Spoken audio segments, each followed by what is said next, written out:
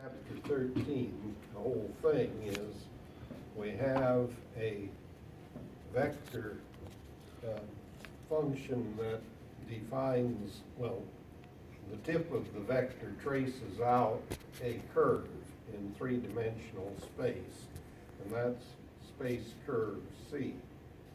So you can't work the problems unless you're given this R of t vector, the tip of which is tracing out this curve. And then what you're talking about is various vectors that are associated with the situation at some point in time, which means at some point on the curve. So say we're looking at a point up here corresponding to some value of t. So then we have various vectors. There are two parallel vectors that are, if you thought of a car driving on this curve as a road with its lights on, the two vectors, the one in purple and the one in blue, would be how the headlights point at this point in time. So it would be the driver's line of sight if the driver is looking exactly the same as the headlights on the car. So there, the tangent vector, which is a unit vector, and the velocity vector, which is not necessarily a unit vector, but you divide by its magnitude, and then you get this tangent vector. And the magnitude of this velocity vector is what we call speed. So then at right angles, and as I've pictured it, it would be to the driver's left if you're thinking you're going this way. At right angles to the parallel vectors t and v, there are actually four vectors that we identified, so they're all parallel to each other. There is the unit vector, that's the orange, which is normal, and it's at right angles then to the unit tangent vector. And then there is the derivative of the unit tangent vector. One of the things we proved last week, I guess it was, or maybe even it was the week before, is that if you have a vector that's constant in length, whether the length is 1 or just some constant, either the derivative has to be 0 or the derivative has to be at right angles. It does not necessarily have to be a unit vector, but it does have to be at right angles if it's not 0. So you can get a vector like this that's marked in the pink at right angles to the tangent vector, and so that's in the direction of this normal vector. And then you could divide by its magnitude to get the normal if it isn't a unit vector. Then the curvature vector also points in this same direction with the normal and the derivative of the tangent vector. It is dt ds, where t is the tangent and s is arc length along the curve, because ds dt, then if you take dt dt over ds dt, you get dt ds, which is curvature. So it's this vector divided by the speed, and points like n, because this vector points like n, but isn't necessarily length 1. The magnitude of this is what the book calls kappa, Greek letter kappa, and that's the scalar curvature. 1 over that gives you the radius of this circle in the dark green, which is a circle with the same curvature that the curve has. so the circle is kissing the curve, and that's why Gauss called it the osculating circle.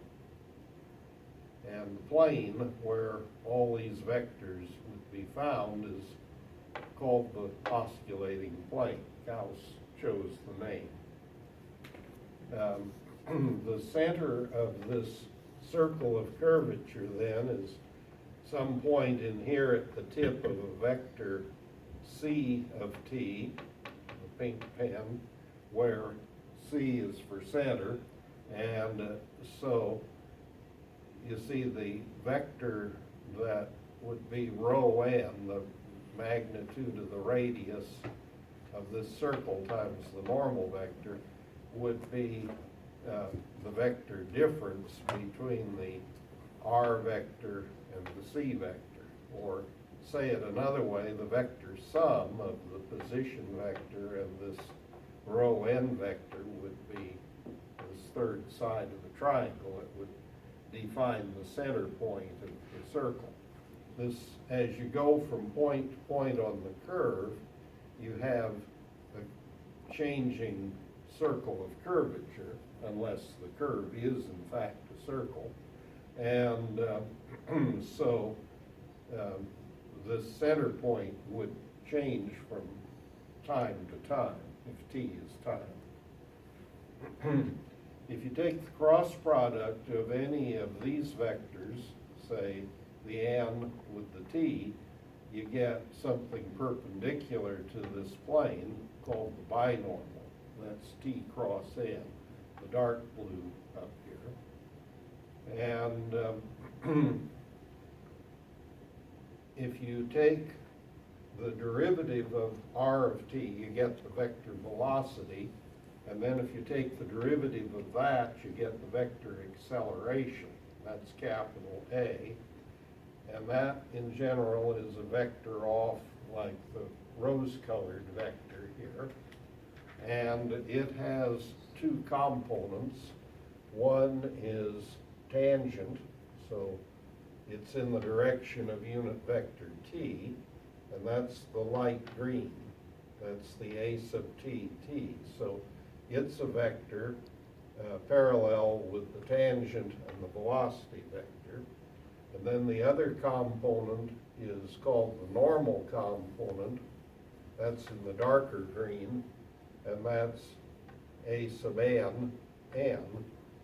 The a sub n would be the magnitude of this arrow. The a sub t would be the magnitude of that arrow. And so you can write your acceleration as a sum in that way. And then you can get the a sub t magnitude. That's the derivative of ds dt. So it's d2s dt squared. And then I have that written here. And then the a sub n, you can get various ways, which we've gone through and are on your long sheet of paper with all the recipes. So one of the ways you get a sub n is v magnitude v cross a over the speed. There's other ways. It's curvature times speed square, or it's speed square over the radius of curvature, and that's what they tell you in the physics class. For what they tell you there for centripetal force and its reaction, centrifugal force, is mass speed square over the radius. Say if you're thinking of going around in a circle. So you have different ways to get a sub n, curvature speed square, or speed square over the radius curvature, or magnitude v cross a over the speed. So we went through all of that, so I'm trying just to review that a little. Excuse me, do you think, were they primarily studying planists, do you think, when they came up with this osculating plane? I think So, people have been studying planets before Gauss's time. Sure, yeah. Kepler goes back into the early 1600s, and Gauss lived from about 1778 to 1855. Okay. But people were still discovering planets, like Sir William Herschel had discovered Uranus during Gauss's life, or Neptune, one of those that's far out. I might have the wrong planet with Herschel, but he discovered one or the other of them, and so on. Okay. So certainly Gauss was thinking about astronomy, but he was thinking about physics. Okay. Gauss is one of the people that was a real inventor of the telegraph, for example. Hmm. He and Weber, the WEBER, your unit in magnetic induction is named for Weber. Oh, I We didn't- call it Webers in this country, but anyway, they set up the first telegraph line. So Gauss was interested in physics. Oh, wow. I didn't realize that. Certainly astronomy and physics go together in the sense of studying mechanics. So I think the one-word answer to your question is yes. Okay. Now, one thing that we haven't reviewed before is if you're going along on this curve and you get to a point like this where you're studying these vectors. Here's our point again in this picture. I've drawn this with the curve coming in at a little different angle from this one, but it's the same idea. So I'm coming along this osculating curve, and I get to a point, and then there's the tangent vector that would be pointed like the headlights on my car, and the normal vector then that would be at right angles.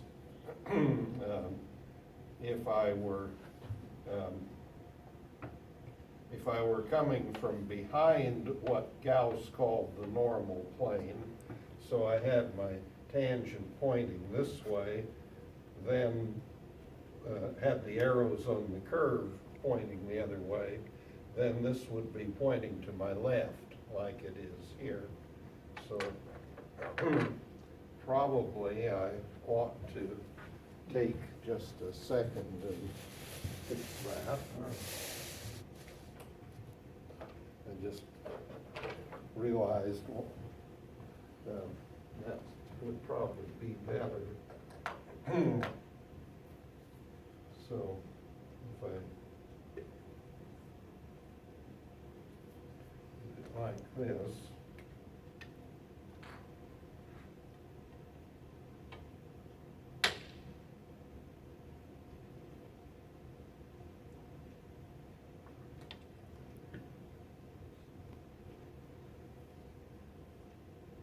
have my T pointing like that.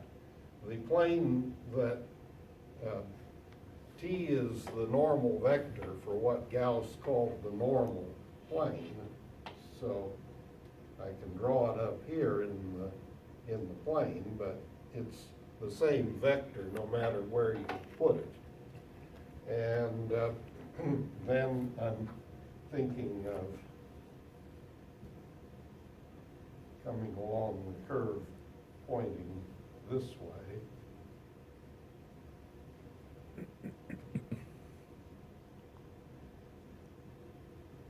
Like that. Okay, and then the N is pointing to my left. That's the normal to what Gauss called the rectifying plane. These are in the section that we'll take up tomorrow, section 13.5, and then their cross product is the normal to the osculating plane. Okay, so there are these three planes at any point on the curve that you can associate with these problems, and what we'll be talking about tomorrow then is getting the equations of the normal plane and the rectifying plane and the osculating plane for a given curve at any point in time. So you have these three planes moving along the curve with what Maple anyway calls the TMB frame, the tangent vector, the normal vector, and the binormal. And so, as I have said it, I've written it here, you have the osculating plane where the curve is, that here in my picture is in the dark blue, with normal B, and rectifying plane with normal N, and normal plane with normal T, as Gauss named it. So looking at 13.4 now for today's class, see if I have anybody yet that's problems. Let's start here with number 1. So it wants Tn and B. When you're in the plane, R of T is T, and then log cosine T. You could have made it a 3-component vector and written 0 if you wanted to, but it's the same thing. So dr dt then gets you 1 from there, and with the log you get 1 over, and then the derivative of the argument. So it's minus tangent. So there's your v. And then you need the speed if you're after t, because it's this over the speed. So you dot this with itself, and call that secant square. So your speed is the absolute value of secant. And whether you need the absolute value signs depends on how you've restricted the t. And if you're between minus pi over 2 and pi over 2, then secant and cosine are positive, and you can do log. And you pretty well have to assume that, or else you'd need absolute values here on the cosine. And so then your unit tangent vector is this over secant. So you get 1 over secant, which would be cosine, and then minus tangent over secant. So you end up with cosine and minus sine. And you can see very quickly that's a unit vector, because cosine square plus sine square is 1. And even if you didn't do it by doing the derivative, you could then get your unit normal vector. Remember, I told you that when you have a 2-component vector, say A and B,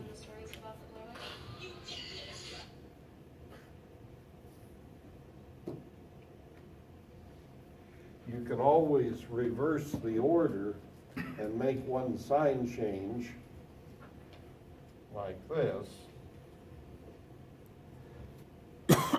And get 0, or the other way.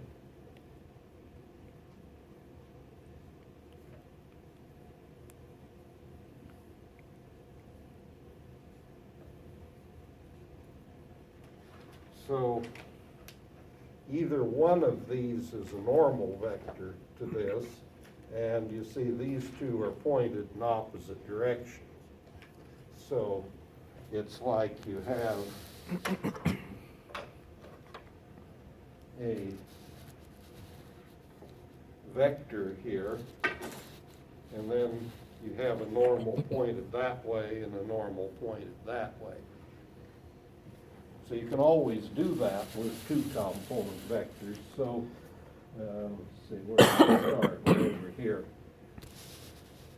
So then your n is, you can get it either way, thinking like this, or we proved the little theorem that if the vector has a constant length.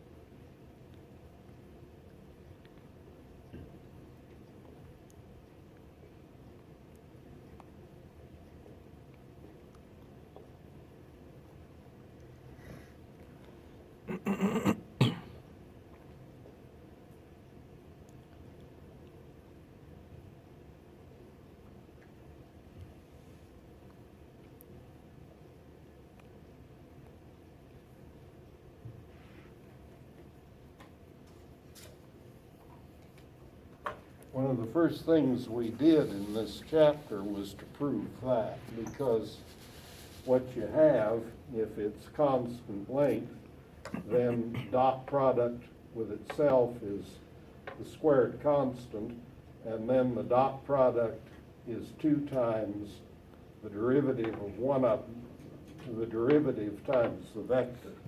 So the product of the derivative and the vector is 0, so either you have a 0 vector or they're at right angles.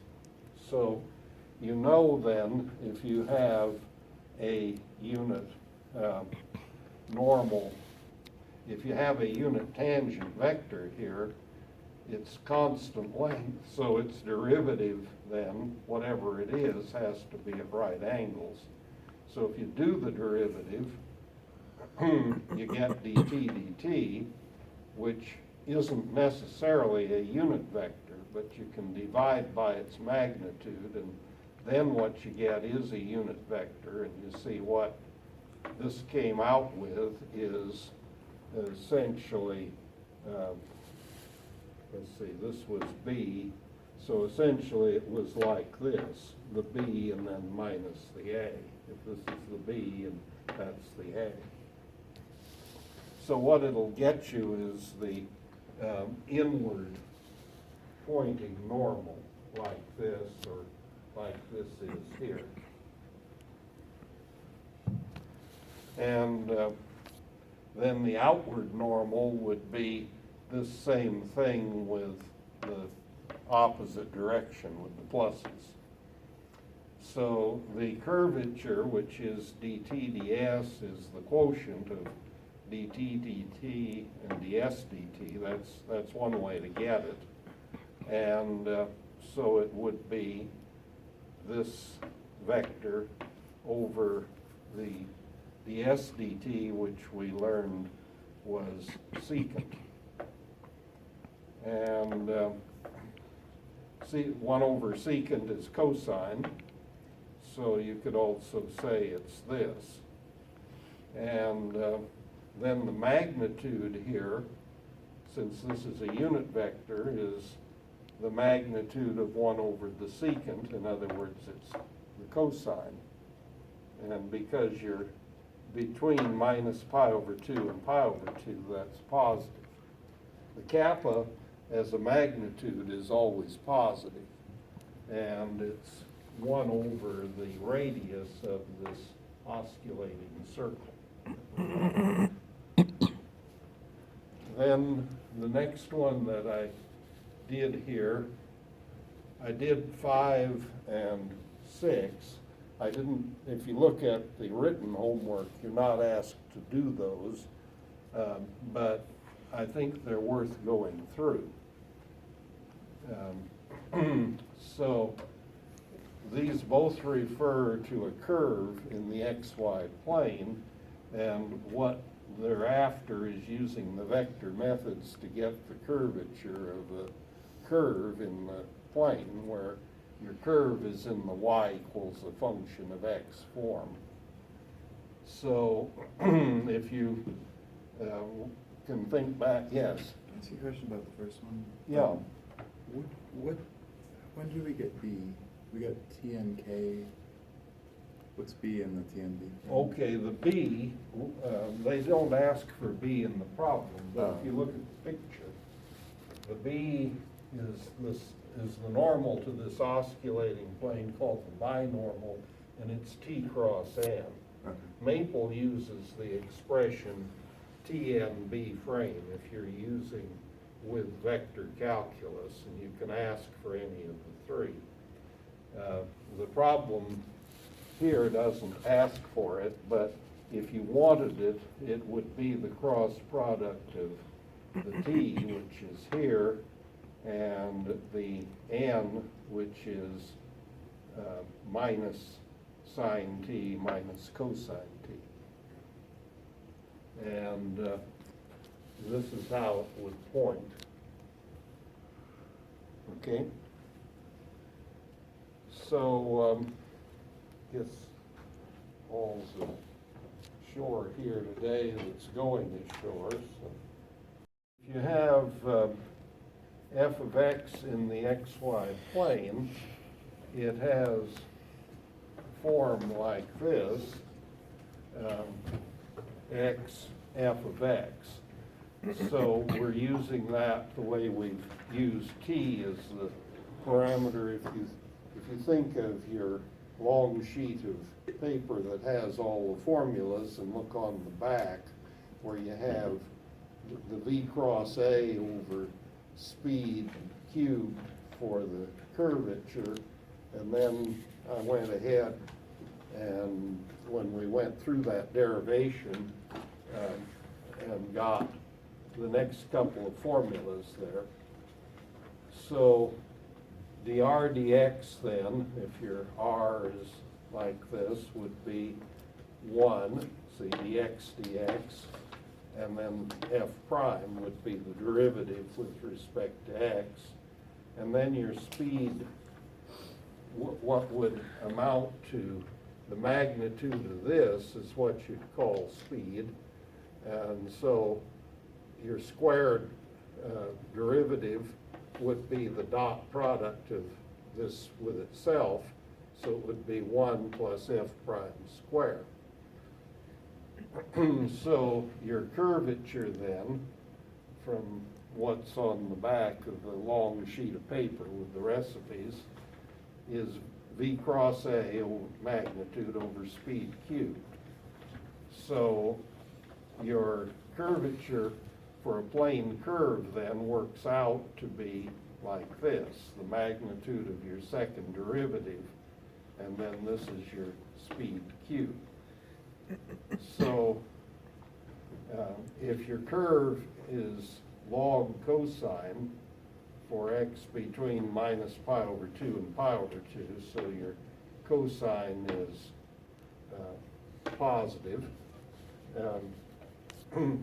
Your derivative in the log is 1 over cosine, derivative of cosine, so it's minus tangent.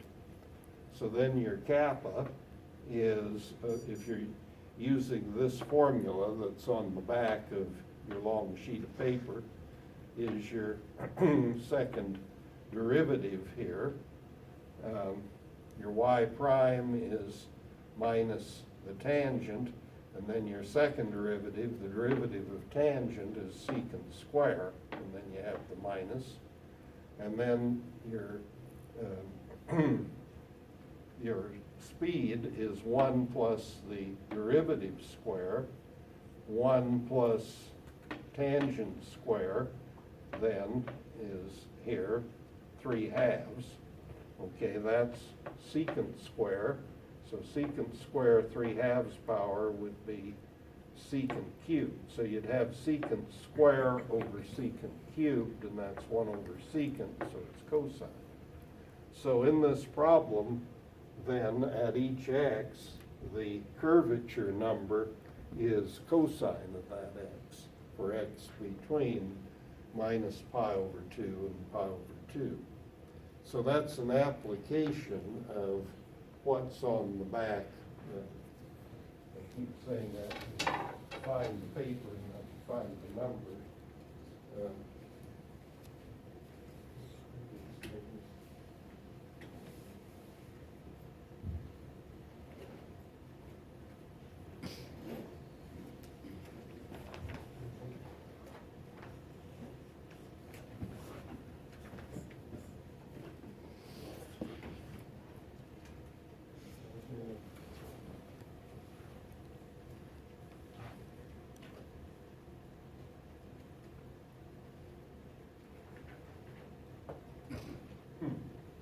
I cannot, I cannot seem to find those, all the things with all the recipes on them. Oh, I know where they are.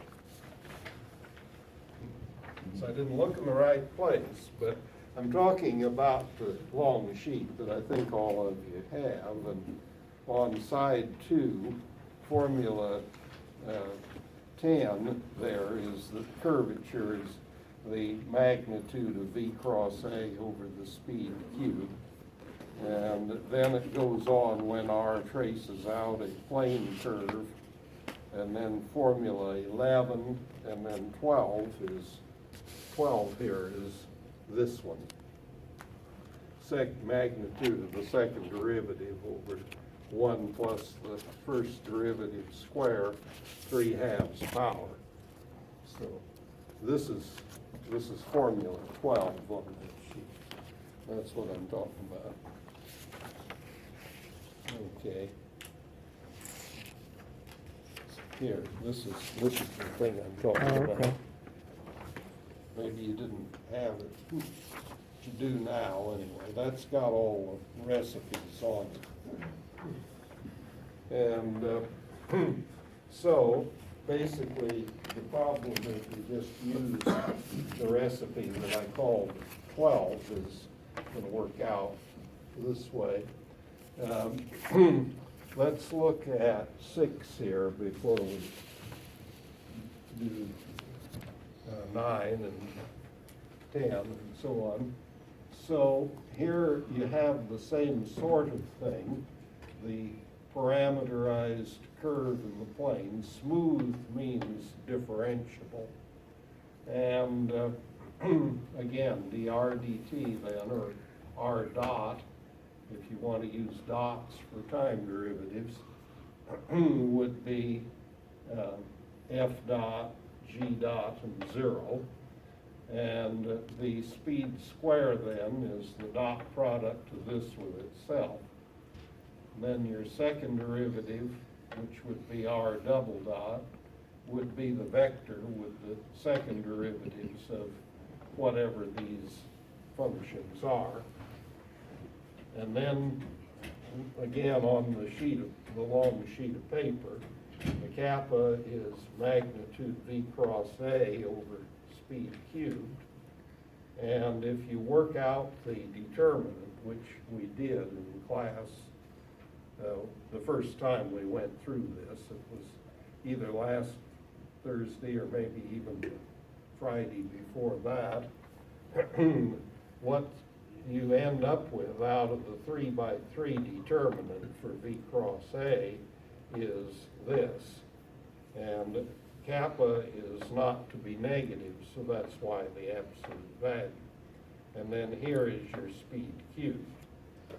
So now suppose your r is t log sine t and 0. And the t is between 0 and pi, so the sine is positive, so you can do the log. So your f of t is t for this, and your g is log sine t. So then your f dot is 1, f double dot is 0, so that term is gone, and your g dot from log sine t is the derivative of sine over the sine, which is cotangent. The derivative of that is minus cosecant square. So then you're going to put the g double dot there and the f dot there, and this part is 0. So that gives you this on top, and then your sum of squares on the bottom, which would be your speed, is 1 plus cotangent square, which is cosecant square. So you have the square root of cosecant square, which is cosecant, and then that's cubed. So finally, what you have is cosecant square on top and cosecant cubed on the bottom, so 1 over that, which is sine.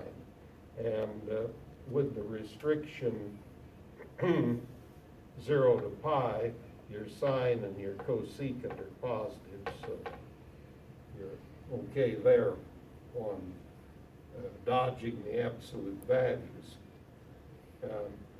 The other way you can look at this, the magnitude of your curvature is magnitude dt dt over ds dt, because it's the magnitude of dt ds, your scalar curvature. So having found curvature as sine, and having found ds dt originally as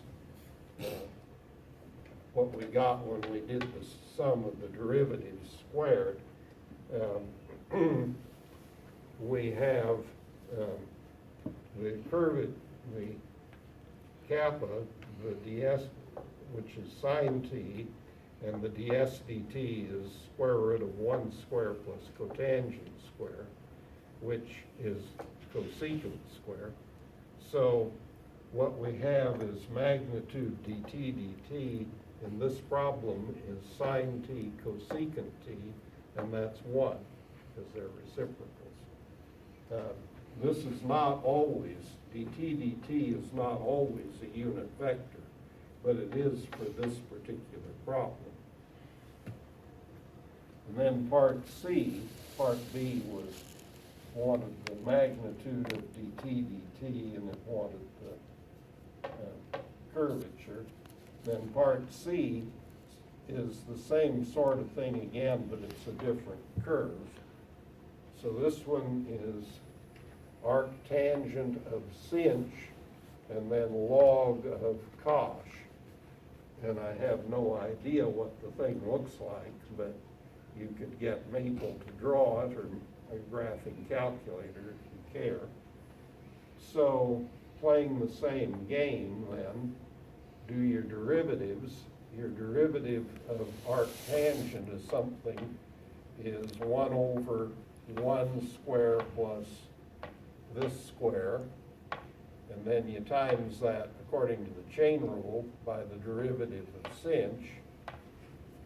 Okay, and then for this one with the log, you have 1 over whatever it was log of, and you times by the derivative of the argument. Okay, so the derivative of sinh is cosh, and 1 plus, this lost its h, didn't it? It's 1 over hyperbolic sign.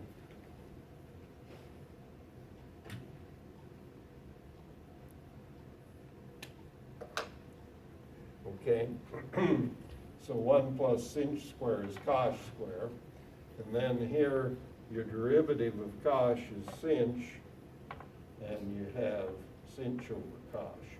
So you can factor out 1 over cosh, and then you'd, if you did, you'd have 1, and here you'd have sinh. So that's your derivative, and then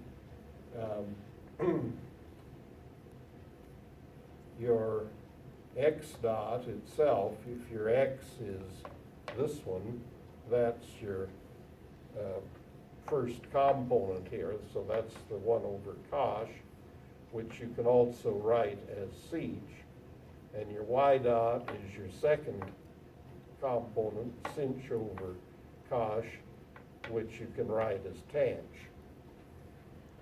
Okay, so instead you could write your r dot as sinh, comma, tanh.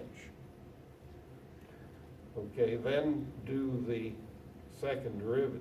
So the derivative of the sinh, it's almost ordinary trig, but not quite. See, if it were secant, the derivative would be secant tangent. This is hyperbolic, and there is a minus. And the table to check for this stuff is on page 440 in your book, if you have your book. There's the table of derivatives, which I checked. That's why I put the minus there, in sure and certain hope that it's right. And there's also another table that I use for identities. Turns out that this is an identity here. Okay, so the x double dot then is the derivative of the hyperbolic secant, which is minus hyperbolic secant hyperbolic tangent. The y double dot is the derivative of the hyperbolic tangent, which is the squared hyperbolic secant, like ordinary trig. Derivative of tangent is secant square, remember. So then what you're going to do is use the, well, on the long sheet of paper, what the formula that I'm using is 11, see, because I have both x and y parametrically in terms of t. So this time it's 11 instead of 12. It was formula 12 with this one because I was using x as my parameter and I had the 1 and the f prime of x. If I have both the x and the y in terms of something that's expressed with a third letter as your parameter, then what you want is 11. In other words, what you want is, let's see,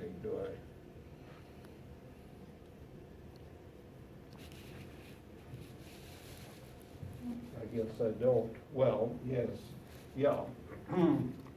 Yeah, I'm back to the first part of problem 6, which this is, where I want the f dot g double dot minus f double dot g dot. So this is your formula 11 on the long sheet of paper here in the context of this problem. Okay, so doing that then, what would be like my f dot is my hyperbolic secant. What would be like my g double dot is my hyperbolic secant square minus, then my f double dot is here, see, x double dot is the minus hyperbolic secant hyperbolic tangent, and then the g dot is the tang. So what I'm doing here is just copying this that comes out of the v cross a. And then I have my speed cubed. Okay, this square root of the sum of squares is my speed, and it's cubed. And notice the two minuses here make the plus, and I have the hyperbolic secant as a common factor, and then I have sec square plus tang square. Well, it turns out that one of the identities in table 7.5 is that sum of squares is 1. So you got a 1 there and 1 there, and actually a square root of 1 there. So all that remains out of this is that your curvature at each point is the hyperbolic secant of the value for t. So your curvature is this for that interval. So you can actually get curvature for surprising things with these formulas. That's their point. I think these things are kind of, I think it's worth seeing the point of the problem, but I think you'd lose the forest for the trees if you had to do it all yourself. So that's why I'm doing 5 and 6 and didn't ask you to do them. But let's finish with 11 that's over here, and then 12. These are, 11 and 12 are a good deal easier.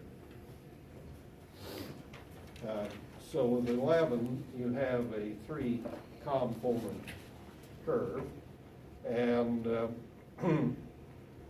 so if you look at the picture, look at your maple, say the second set, the one that has the curves. I think I have these drawn. Yeah, if you look at your second sheet of paper with the blue ink, you see the picture of 11 and the picture of 12. With 11, you're spiraling, but you see your radius is growing because you have the factor of e to the t, which just keeps ballooning on you. So it's spiraling outward, ever outward. And your z is a constant, so it's in a plane, really. It isn't climbing because this is not variable. So you're in a plane 2 units up, and you're spiraling outward as you go around. And in 12, in contrast, what you have, as you can see in the picture, is an ordinary sort of coil spring type spiral. And so it's possible to make some kind of a geometric interpretation of a lot of these problems. And I think they make more sense if you can tie them to a picture, which is, of course, the big advantage of graphing calculator or computer. The trouble is that I don't think that the resolution on most graphing calculators is good enough to where you can really see things very well. I think this is a place where something like Maple or Mathematica really has it all over a graphing calculator. And anyhow, here's your R, so you do your derivatives. So this is product rule, derivative of a constant. There's your vector velocity. You can simplify this a little bit. You can simplify your life when you have a constant factor by factoring it out. And then when you do your dot product, whatever you factored out gets squared. And then you do this dotted with itself, which is these three terms, dot this with itself, that's these three, and then dot zero with itself if you're determined to. And then you notice that those cancel out, and these two make a 1, the green one, and these two make a 1. That's blue. It's probably a bad choice of color if anybody's colorblind, but it's 2 1s anyway. So that's your speed square with the e to the 2t, so you can't throw that away. This thing is going faster and faster as you go around. And so your speed is root 2 e to the t. And then your tangent vector is dr dt, which is here, over your speed. So you notice with the dr dt that the e to the t was a common factor. So when you factor that out and divide by this one, it disappears, and you have the root 2 in the denominator. And so you're dividing by root 2, which is also times root 2 over 2. And then you have, from here, your cosine minus sine, your cosine plus sine, and 0. So this is your unit tangent vector. And then the derivative of it, so you're working with a 3-component vector. So you could do the derivative to get a normal, cosine to minus sine to minus cosine, cosine to minus sine, sine to cosine, and then there'd be a 0 over here.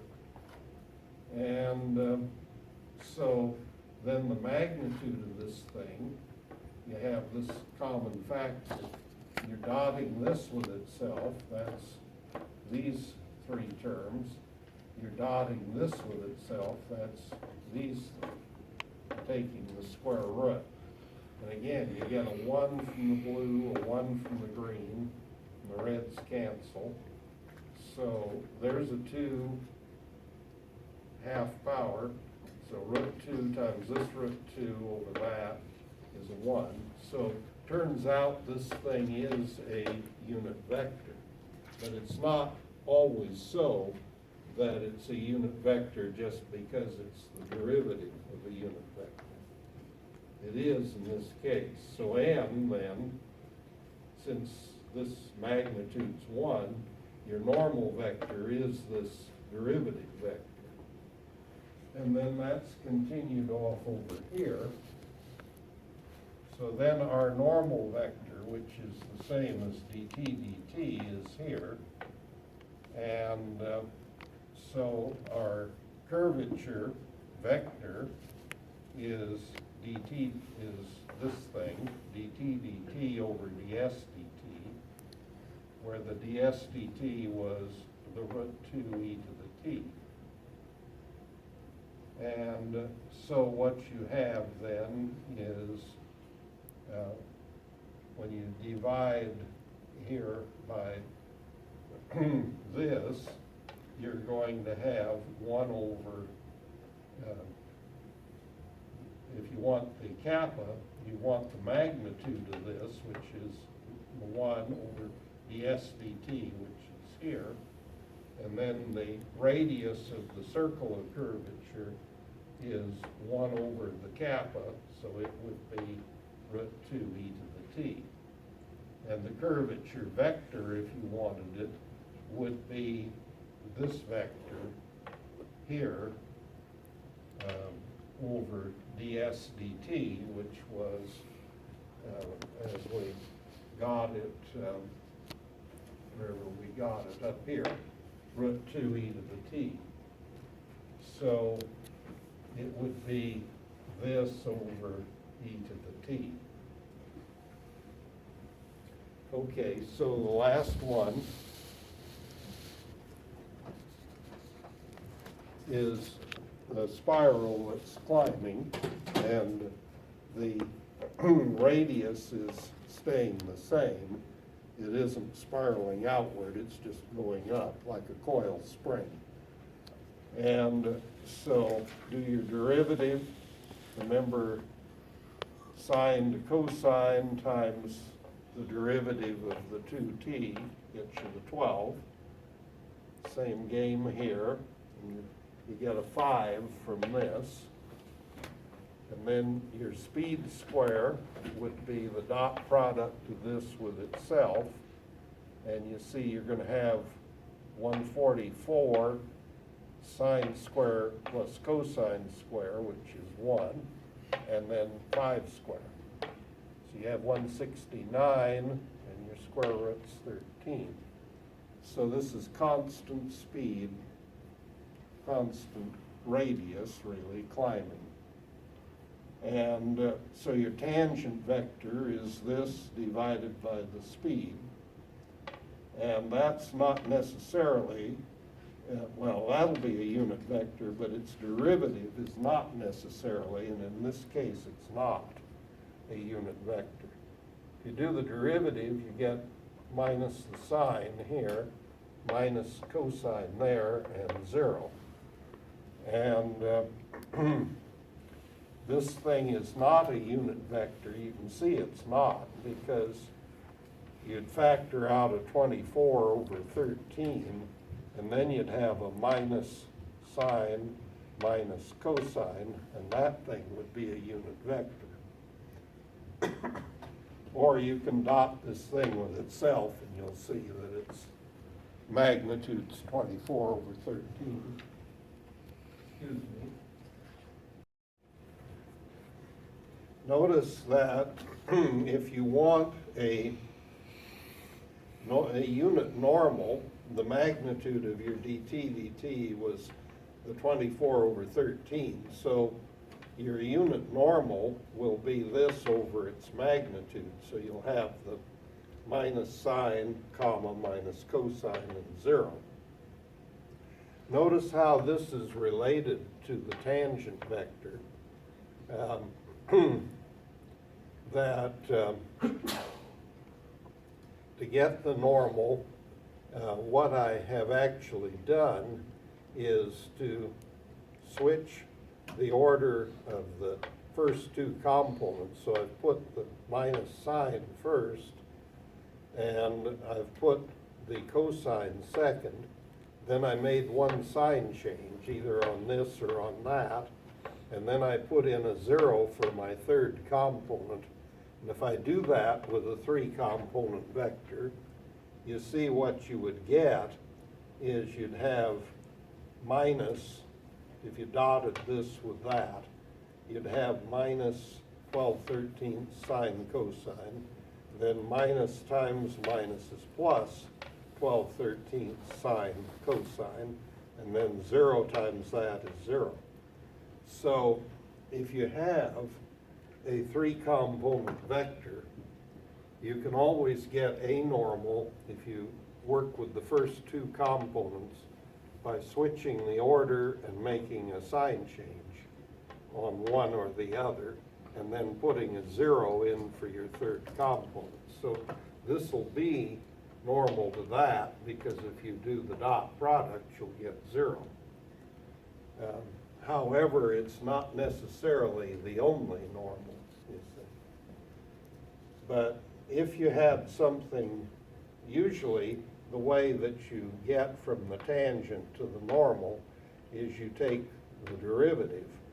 But remember, in our little theorem, if your vector is constant length, then you do the dot product and the derivative of the dot product, so that this dot product with the derivative and the original is 0. Either they're at right angles or one of them is 0. Well, you see, if you have a line, if your curve is a straight line, you have your direction vector. X is some constant plus AT, Y is some constant plus BT, Z is some constant times plus CT. Well, your velocity then is made of those A, B, C. So your direction vector for a line is the vector A, comma, B, comma, C, if you've written a line in the way I was saying. So then, if you take the derivative of that, you get zeros. So you don't have a way to get the normal to a line by this derivative of the tangent vector giving you the normal vector. Instead, if your curve is a straight line, your tangent vector is a constant and your derivative is 0. But you could still get a normal if you thought of the A, B, and the C as the coefficients for the X, for the T in the equation of your line, what you call direction numbers. If you had a vector like that for a line, you can still play this game to get a normal vector. Anyway, here we can get something out of doing the derivative of the tangent vector, and it looks like this, and the magnitude is the 24/13, so the curvature is going to be then the curvature vector is going to be this vector divided by ds dt. And so you get the vector like this, and then the kappa is the magnitude, which would be 24/13 over 13, or 24/169. then your radius of your osculating circle would be 1 over this. Well, I think that's enough of this for today. So if you come back tomorrow, we'll do the section 13.5, and we'll talk about what they call torsion primarily. Let me give you the next test that you can work on. As you will see, the R of T, and that it's polynomial so that you have easy derivatives. And so you get the velocity, and then from it you get the speed. Yes? And this is due next week, Thursday? You can bring it next week. I think on my schedule, I actually have it a week after that, don't I? Yeah. So you've got up to a couple weeks if you want. Yeah, because I think on the schedule, let me see if I can find that, that I didn't say I was going to give it out until next week. You check what I did say.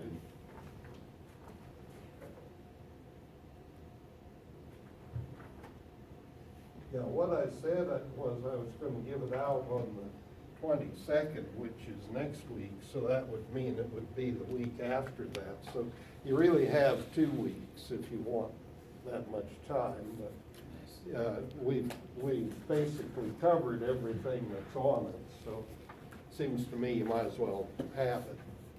So now what I was trying to say, you do the derivative of R to get the V, and you should be able to see that.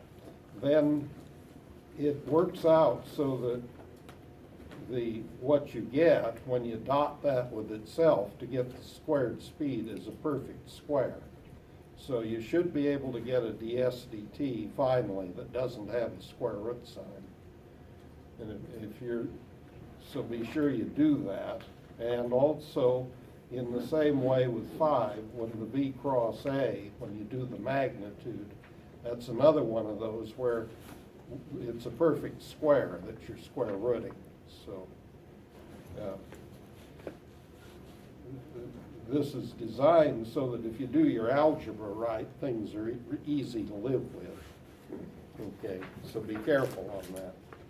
Okay, I'll see you tomorrow.